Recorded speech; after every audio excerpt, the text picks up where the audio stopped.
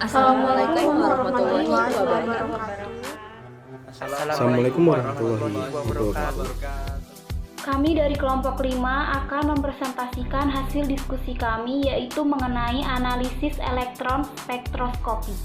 Sebelumnya, izinkan kami memperkenalkan diri dulu. Saya Amelia Anjani Harahap. Nama saya Esti Warapsari.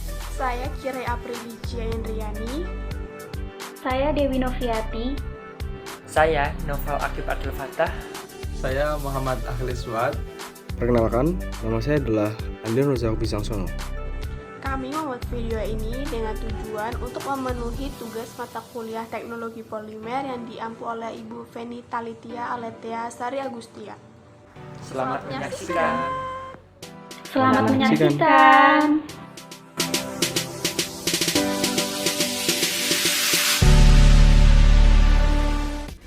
Dalam kesempatan ini, kami menggunakan jurnal dengan judul Analisis Fisiko-Kimia MTA Angelus dan Biodentin yang dilakukan dengan difraksi sinar X, spektrometri energi dispersif, pemindaian dengan mikroskop elektron, dan spektroskopi inframerah.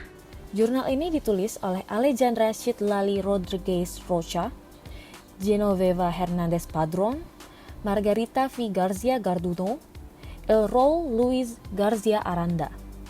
Nama jurnal ini adalah Jurnal Fakultas de Odontologia atau Jurnal Fakultas Kedokteran Gigi dan diterbitkan pada tahun 2015. Material gigi telah berkembang bersamaan dengan kedokteran gigi karena kemajuan teknologi yang telah membantu material ini memiliki sifat fisik, kimia, dan biologi yang lebih maju. Bahan pengisi ulang biasanya digunakan dalam prosedur bedah endodontik. Bahan reparasi endodontik yang ideal harus radio opak, biokompatibel dengan efek antibakteri, stabil secara dimensional, mudah dimanipulasi, dan tidak terkontaminasi atau dipengaruhi oleh darah.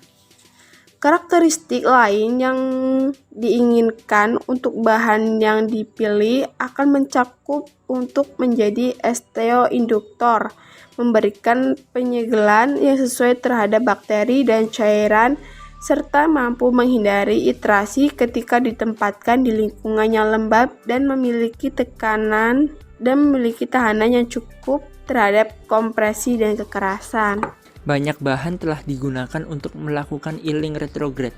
Di antaranya kita dapat menghitung amalgam, zinc, oksid eugenol, semen polikarboksilat, gelas ionomer, semens, komposit resin, epoksi resin, gutaperka, dan mineral trioksid agregat atau MTA, yaitu semen jenis yang berasal dari semen Portland. Kerugian utama dari bahan yang terionisasi di atas termasuk kebocoran mikro, tingkat toksisitas yang bervariasi, serta kepekaan terhadap keberadaan kelembaban di antara MTA tersebut telah diakui sebagai bahan bioaktif, konduktor jaringan keras, induktor jaringan keras, serta biokompatibel. MTA merupakan material yang biasa digunakan untuk prosedur pengisian retrograde, pembentukan apex, dan perbaikan perforasi. Namun, penanganannya kurang ideal karena waktu pengaturan yang lama dan kesulitan dalam menjaga konsisten campuran. Semen kalsium silikat, terutama yang berasal dari semen Portland, seperti mineral trioxide agrate atau MTA dan lainnya telah dirancang dan digunakan dalam aplikasi klinis gigi. Ketika partikel kalsium silikat bereaksi dengan air, gel amorf nonopori kalsium silikat terhidrasi akan terbentuk atau gel HCS di dalam semen bagian partikel, sedangkan kalsium hidroksida atau CaOH2 membentuk inti dan tumbuh di tempat yang tersedia, celah dan ruang pori-pori. Seiring waktu, HCS gel mempolimerisasi dengan keras, membentuk padatan jaring yang dikaitkan dengan mekanik yang lebih besar perlawanan. Gel HCS larut dalam CaOH2 dirilis oleh permukaan semen dan meningkatkan alkalinitas lingkungan sekitar.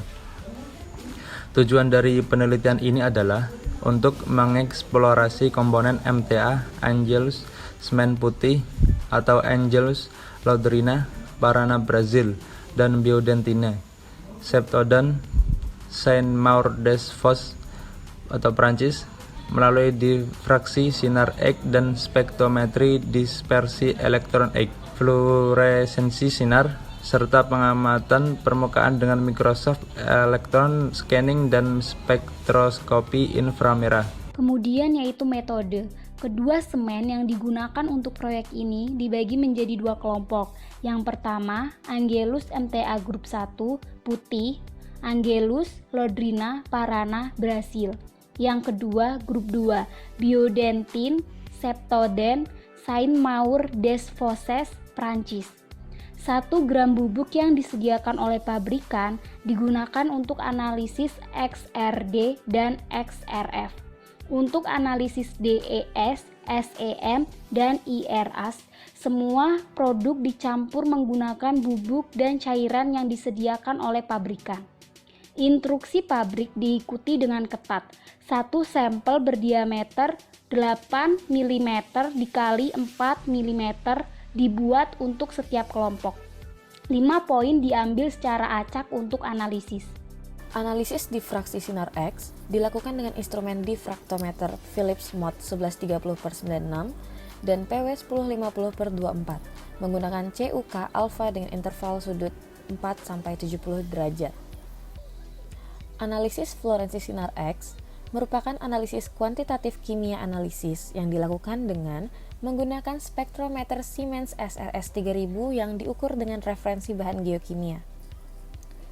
Analisis dilakukan dengan menggunakan sampel dalam kondisi basah kering, dan untuk menentukan kehilangan akibat kalsinasinya, digunakan 1 gram kalsinasi dari sampel pada suhu 950 derajat Celcius selama 1 jam.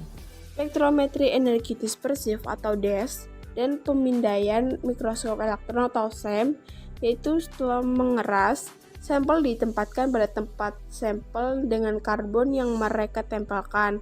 Pengamatan dilakukan dengan scanning elektron mikroskop Leo model 5900 LV Tokyo, Jepang, menggunakan magnification 500 kali, 1000 kali, dan 2000 kali. Selanjutnya ada hasil dari XRD, MTA, dan biodentin adalah sebagai berikut. Yang pertama, pada semen terdeteksi adanya kalsit dan larnit.